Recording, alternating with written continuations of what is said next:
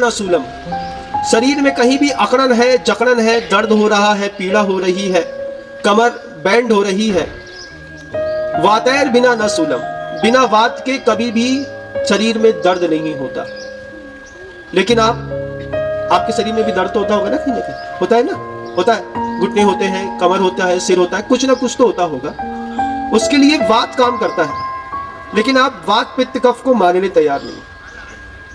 आपको आपकी प्रकृति के बारे में जानकारी नहीं है। तो आयुर्वेद का सूत्र है वातैर बिना न सूलम, बिना वात के दर्द कभी भी शरीर पे होता नहीं। तो जब आप सोकर के उठते हैं, उठ करके सुबह के 4 घंटे आपकी कफ की प्रकृति रहती है। तो कभी भी आपने सोकर के उठे हैं तो आप देखिएगा कभी चेहरे में स्वेलिंग होती है, आपस में मतलब अच्छा नहीं लगता है, फिर धीरे धीरे आदमी फ्रेश होता है। तो 4 घंटे कफ की प्रकृति होती है, फिर अगले 4 घंटे जो होती है वो पित्त प्रकृति होती है शरीर की। उसके बाद अगले 4 घंटे वात की प्रगति होती है। तो मान लीजिए 6 बजे सूर्य का उदय हुआ, तो 6 बजे सूर्य के उदय होने के बाद 6 से लेकर के 10 बजे तक कफ की प्रगति है। कफ की प्रगति में भोजन करने वालों की पूरी चेस्ट जाम हो जाती है, तो उनको जो है ना निमोनिया होने की ज़्यादा संभावनाएं रहती हैं। उनको ही धीरे से शरीर पे पेच लग जाता है। पेच समझते हैं? टीबी की बीमारी उनको होती है जो सुबह सुबह हैवी डाइट ले लेते हैं कई बार। फिर उसके बाद 10 बजे से लेकर के 2 बजे तक का जो समय होता है वो पित्त प्रगति का होता है।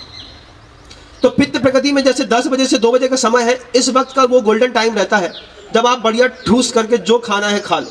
4 कचौड़ी खाना है, उसके बाद डोसा खाना है, चावल भी खाना है, मोटी रोटी भी खानी है, जो भी लेना है 10 से 2 के बीच में। उसके बाद 2 से लेकर के 6 बजे तक का जो समय रहता है वो वात का समय रहता है। तो वात के समय में जो आपकी भोजन की प्रकृति में इच्छाएं होती हैं, जो रात के समय आप हैवी डाइट लेना शुरू करते हैं और उस समय वात प्रकृति रहती है, तो वात प्रकृति के कारण आपके शरीर में जकड़न भी होती है, दर्द भी होता है।